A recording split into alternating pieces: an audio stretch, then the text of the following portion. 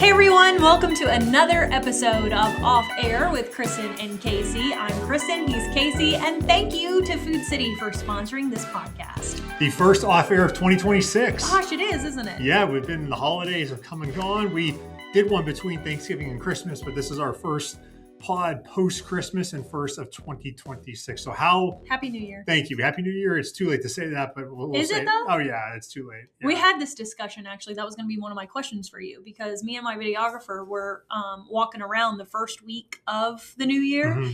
and we would occasionally say it to people like Happy New Year, Happy New Year. And then he was like, it's getting it was like the 4th. And he was like, it's too late. It's too late to say that. But I'm like, is it? I think you can say it. I think, I know you're a big fan of Seinfeld like I am. Yeah. I think in Curb Your Enthusiasm, Larry David, I think he had it was either January 3rd or January 5th was like the cutoff to say Happy New Year. So I'm going to go with LD on whatever day, if it was the 3rd or the 5th, I co-sign. That's when Happy New Year has to go away. Okay, so here we are on January's already half over.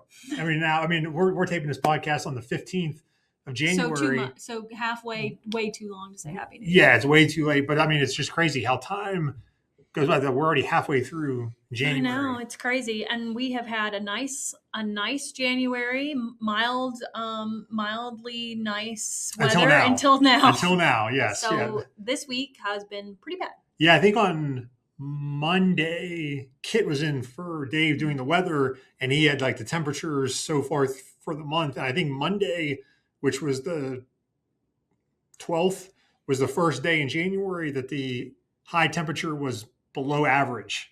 The first 11 days of January, we had above average temperatures here, but we've gotten smacked in the face this week. We absolutely have. So, and Dave said it's not going to stop for a little bit. It's going to be cold for a good stretch here. I think this was Mother Nature being like, enjoy that. A little tease. Yeah. Yeah. Boom. Let's see. The holidays were good. Holidays were good. good. You were out of town. You yes. got out of here for Yes, Christmas. I went to Georgia to visit my mom and my brother. We had a good Christmas. It was very nice. Riley got a Barbie dream house for Christmas from Santa, so that was very exciting. Okay, but it was in here, not in. You didn't have to bring it back from Georgia. No, so what I delivered did, it to Bristol. I was smart. I thought, Santa, you could bring it to our house here, but then I was like, no, I think it would be better if Santa brought it to Georgia.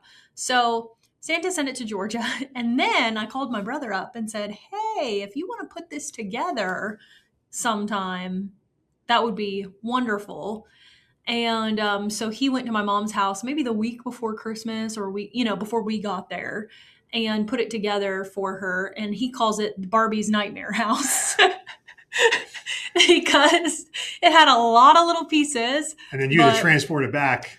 We did have to transport it back. Luckily, we have a truck, and we needed every bit of it because we had to lay it down in the back of the truck bed. And poor Riley in the back seat was like, you could hardly see her. No, it was in the back, but you could hardly see her because everything else that we would have put back there had to go in the seats. So we were pretty packed down, but we made it back, and it was a really nice visit. Okay. How was your Christmas? It was good. First one with the little man. Obviously, too little to. He doesn't know what day it is, so it was nice. He liked the lights, though. He liked the lights, looking at the Christmas tree, and he couldn't open presents yet, so we had to open his gifts, and he got a lot of gifts. Of course, and he will forever. Yeah. But no, it was good. And next year, I think will be really cool because he'll be old enough to open presents at least. But yeah, this year he was just, give me my bottle and I'm good. Just another day. Cute. Love it. Yeah. Well, we should also talk about this week is the kickoff to our 70th anniversary of WCYB. So WCYB's actual anniversary when we started broadcasting is August 13th. 1956. Thank you for knowing the date because Yes. I did not. 1956. I can't do that math, so good job. August 13th, though. So we're going to have a big community celebration probably in August, but in Bristol because that's where, we started, of course. But to celebrate all year long, we're going to different towns and cities, and we're kicking it off in Kingsport on Friday. So very exciting. Yes, we each went and did a story that's going to run on Friday. I actually went to a performance. It was in December, Christmas musical for the Dobbins Bennett Band, because I was like, when we're throwing out ideas, and I'm like, one of the first things I think of when I think of Kingsport is the Dobbins Bennett Band is one of the best in the country. They're so fun to watch. Yeah, I went and checked out one of their Christmas performances. They had it at Eastman, and talked to Leif Cook and one of the students and put together a story on that. And you found something fun and unique, like I always know you will. That's right. You can't do boring packages around here. You got to do something fun. So, but controversial too. Yeah, a little controversial, yes. So I am doing a story on the history of Long Island iced teas in Kingsport. If you didn't know, there is claims that the Long Island iced tea originated in Kingsport. Not in Long Island. Not in Long Island, New York. Yeah. In Long Island, Kingsport. And but people in Long Island, New York think they started it. Correct. Yeah. And not to spoil the story for you, but basically what had happened was these tourism officials went to eat at a restaurant in Sevierville, and they opened up the menu, and there was a Long Island iced tea on there, and it said Kingsport, Tennessee. And they were like, it was Kingsport tourism officials, and they were like, what? How have we never heard of this? So they started researching it and found out that there is a Long Island in Kingsport. It's on the Holston River there near like Riverfront Seafood. And that used to be residential. So people used to live there. So back in Prohibition, this man put a bunch of liquors in there. And the difference between the Long Island in Kingsport and the Long Island iced tea in New York is Kingsport sweetens theirs with maple syrup. So that's the key ingredient for the Kingsport one. So this man, I did not know that. Put all these liquors in and sweetened it with maple syrup. And then years later, his son added cola and a little lime. And so that's I know you're not a big Long Island iced tea never drinker. Had one. Yeah. It's, it probably wouldn't be up your alley if you were like just if you were going to venture out and decide one day do not get that. Okay. I'm pretty sure it's, vodka, whiskey, rum, it's tequila. It's did you basically get the taste like all one on your story? Yes, I did. Okay. Shout out to Shane Weiniger from East Coast Wings and Grill in Kingsport. He is actually one of the people that went and did the competition with Long Island, New York, to see if they could, win and beat out the competition. And so he made me the Kingsport one. He serves them at the restaurant. So if you want to try one, head on over to East Coast Wings. Okay. And so he made me one. And we had some wings too. It's very strong. It's a very strong drink. So be prepared. Maybe he can make me a Kingsport Arnold Palmer. Yeah, he can make you like a mocktail. Yeah. I don't know the 5 things that he would put in it, but lemonade, sweet tea, lemonade, sweet tea, Coke. Yeah. Like just add a bunch of things. But there's actually, and I don't know if you knew this, there's no tea in a Long Island iced tea. I did not know that. No, it's just liquor, and the cola, the Coke, gives it the color of a tea. It looks like tea once you get done. But, I can't wait to see this story because you've already taught me so much about this, but look forward to that. Yes. On Friday, Kristen and we will be live at the Allendale Mansion in Kingsport, and we have some other people who will be at other various locations across Kingsport during our 5:30 and 6. And I believe Preston Ayers is going to kind of kick off the day at Riverfront Seafood during the noon show on Friday. So we'll be kind of highlighting all that Kingsport has tomorrow, and then we'll pick a new destination, new city, new town, and we'll do that in February and so on throughout the year. Yes, I'm really excited. This is like one of my favorite things about just having this job is being out in the community. So I think it'll be fun to see how it all goes throughout the year. Also, want to give a shout out. Earlier this week, during high school football season on Friday Night Rivals, each school that we go to, they get to pick one scholar athlete that we highlight during the game. Doesn't have to be a football player, it can be any sport. And then at the end of the season, all the students that win, they can then apply for the grand prize for being the scholar athlete of the year, which is a $5,000 college scholarship. Well, we awarded on Monday to the winner from the 2025 high school football season. It was Ainsley Wampler of Elizabethton High School, plays volleyball there. So I actually got to go and help surprise her with her award on Monday. So that was really cool. And congratulations to her. And that's awesome. Yeah, thank you to the local Ford dealers of the sponsors who give the $5,000 to the winner. So she got a $5,000 college scholarship. Does she know where she's going yet? She does not. I'm still figuring out. She does have an offer. She could. Her dad was telling me she could potentially go play volleyball at King, or she could go just to be a student at some different schools.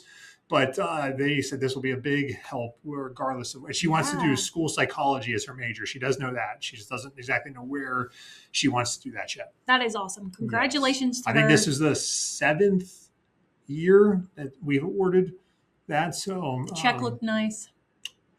Somebody did a great job. Someone did a great job with that penmanship on the check. And it was not me. It was Kristen. Her handwriting, I will put up there against anybody I know. Thank you. Amazing handwriting. We used her years ago for a fantasy football draft. Kristen wasn't doing a draft, but we recruited her to note take who everybody was picking. So I've seen for years how good her handwriting is. And I was like, the first person I said was, I got to get Kristen to do this. Luckily, when it needed to be done, you were here and available. So thank you for doing it. So funny story about that, though. The check is reused. Yes. We did not know that the check was reused. Well, last year, Isaac McGill from Greenville High School was the scholar athlete last year. Our promotions manager, who we talked about here last time, who retired, Tony Venable, he had the big check in his office. So when it came time to, we had a new winner, it was given to me, and I look at it, and it still said Isaac McGill on it. And I was like, okay. So I got a paper towel, and I'm like, no, it's not coming off. And then Mara St. Marie said, use hand sanitizer. So I was like, okay. So we put hand sanitizer on, got it off. Great. I just thought it was marker that was used before. Well, it turns out it was like one of those dry erase markers. Big difference. Compared to a permanent marker that might have been used for Ainsley Wampler. So we have not tried to take it off yet. If you were watching and have any suggestions on how to take off a Sharpie, does hand sanitizer work? We've seen some other suggestions that are pretty involved, pretty detailed, but we haven't crossed that bridge yet. We probably should do that sooner than later. Look into that before it's on there for like an entire year. But if not, I'm going to call Ford and be like, may we please have in addition to the $5,000, we will need a new giant check as well. Sorry about that. Made out to the Michael Scott Foundation. Oh no! Well, if not, we'll give it back. We can say, "Hey, here you go. Just keep it as." Because I was actually we could give it to her again. Yeah, once we were done, I was like, "Okay." I was like, "Hopefully, you're not going to be upset about this, but you don't get to keep the check." And she obviously knew that and was like, "Yeah, not a problem." But now it would be funny if I was like, "Actually, you can't keep it because we can't get rid of this." Yep. So, or we could save it and then only give it to another Ainsley Wampler from Elizabethan High School. Yeah. Well, it doesn't say Elizabethan on it. That's true. That's true. So it could be anybody. If your name is Ainsley Wampler, call us. Yeah. That's a good point. Good point. Go. So we have the 70th anniversary stuff coming up, and I did want to talk to you about your Steelers. Coach. Yeah, Mike Tomlin. How do you feel about that? It was odd. For a couple of years, this was maybe been talked about, but you're like, that never happened. Like, it's not going to happen. He's been there 19 years. I think it was time. Just for some perspective, he became the Steelers coach when I was in college. I thought it was 15 years. 19. It was 19. Yeah, and I'm 40 years old now. I mean, and he became their coach when I was in college. I mean, so the Steelers, they've only had 3 head coaches since 1969, and in that time, there have been 6 popes. There have been less coaches for the Steelers than there have been. I love that you popes. know that. That was on Twitter a couple of days ago. I was like, that just kind of puts into perspective. Yes. How long they keep their coaches. I think we've had at least 6 Falcons coaches in the past. Like 8 years? Yeah, 10 years. In the past 10 years. Yeah, the stability. But again, the Steelers, Tomlin won a Super Bowl, won in his second year. He got them to another Super Bowl. But the Steelers had not won a playoff game in 9-10 years. So that was, as a Steeler fan, and I know many others, that was frustrating. Yes, he would get us to the playoffs, but the Steelers were never competitive in their most recent, in the last decade, playoff games. If they got there, they got killed, just like the other night, lose 30-6. So he resigned. I mean, he still had a year left on his contract. He was not fired. He went in and told the owner, I'm stepping down. So Yeah, for the first time since 2007, the Steelers will have a new head coach. Be interesting to see. And of course, the Baltimore Ravens, their coach was fired after 18 years. So, I mean, the two longest tenured NFL coaches were John Harbaugh and Mike Tomlin. They're both gone. So I believe now it is, I think it's Andy Reid with the Chiefs. He's the longest tenured coach with one team. So there's a lot of changes. We got some good football this weekend, the divisional round, and then the college football national championship game is on Monday. How about Indiana against Miami? Imagine if it should have been the Bulldogs. 3 years ago. It should have been the Georgia Bulldogs. Could you imagine, 3 years ago, if someone told you Indiana is going to play for the national championship in football? Wild. It's crazy. Honestly. That's such a good job that he's done. But yes, I know Georgia, they lost. Heartbreaking loss in a heartbreaker. To Ole Miss that was on New Year's Day. And then Ole Miss lost in a heartbreaker to Miami. Yep. So I'm pulling for Indiana. I am too. I don't like Carson Beck. For obvious reasons. I mean, Indiana, they got a bye in the first round. So their first playoff game was against Alabama. They won 38-3. And then they beat Oregon 56. They have blown out Alabama and Oregon. Miami was pretty good against Ohio State. They dominated that game, and then they squeaked by Ole Miss. So, yeah, Indiana, clear favorite in this game. But, yeah, it just kind of shows how, with NIL, how that has changed, because schools that traditionally were not a power are now, like Vanderbilt had a great season, Ole Miss. Yeah. So, I mean, so it can be turned around quickly. You get the right coach, you get some big donors. One of the big donors at Indiana, you probably know Mark Cuban, who you saw. He went to Indiana. Yeah, so he's pumped a lot of money into Indiana athletics recently, and just shows you money helps. Money does help. And your Atlanta Falcons are also looking for a new head coach. Yes, they are. Mm-hmm. Matt Ryan. What do you think about Matt Ryan coming back to run that's kind of neat. I like president that. of football operations. That's very neat. So I'm happy about that. He's leaving his job with the CBS, even though he left us, studio show. Yeah, that's cool. I'm happy to see that. So he deserves be in charge of hiring the GM coach, and then he'll be the kind of have the final say on all football decisions with the Falcons. Very cool. Yeah.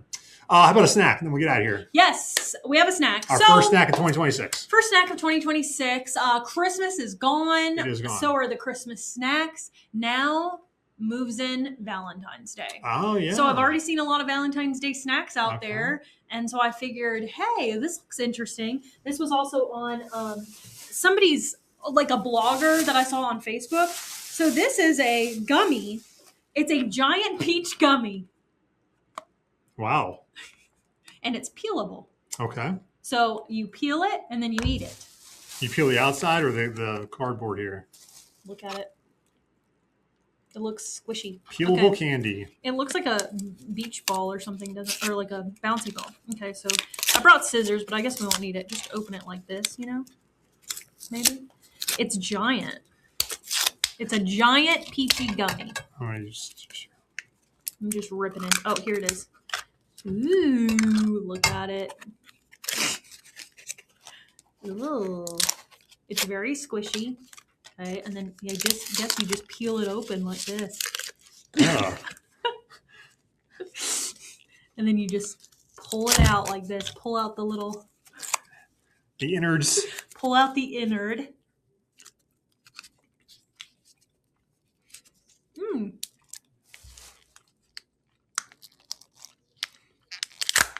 Do you like gummies? I like gummy bears.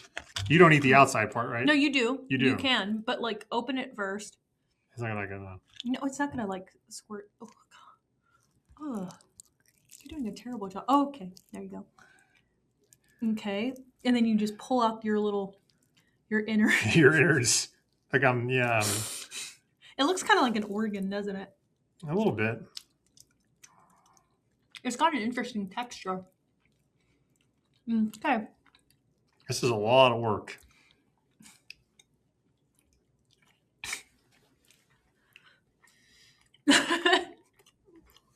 What do you think? Not bad. Probably could use a little more sugar. I don't think there's enough in here. It is very sweet. Holy smokes, yeah.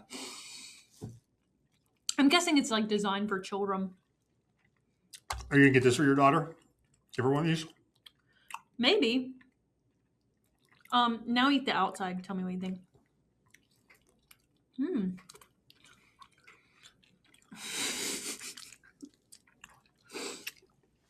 I think I like the outside better than I like the inside. I'm taking a picture of it. Okay. What do you think? I give it like a 4. A 4? Yeah, You're not going to get it again. No, I'll never eat this again. It's the outside almost looks like a fruit roll up. Yeah, maybe. The outside of it. Yeah. So, anyways, Happy Valentine's Day. Happy Valentine's Day. The giant peelers candy. We'll probably go split one. Probably. Thank you to Food City for sponsoring the Off-Air podcast, our first of 2026. We'll be back. Who knows when, but we'll let you know how everything went with the Kingsport Live show. We'll let you know the next one, where we're going to go in February. And we'll maybe talk about some more. Maybe by then we'll both have coaches for our NFL team. We can talk about that too. Yeah, let's do it. All right. Have a great night, everybody.